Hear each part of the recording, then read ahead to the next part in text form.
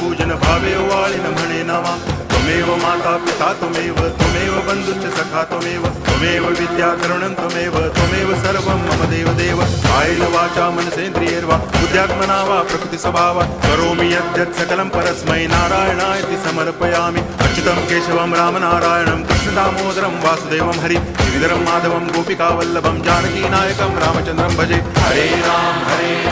Ram Ram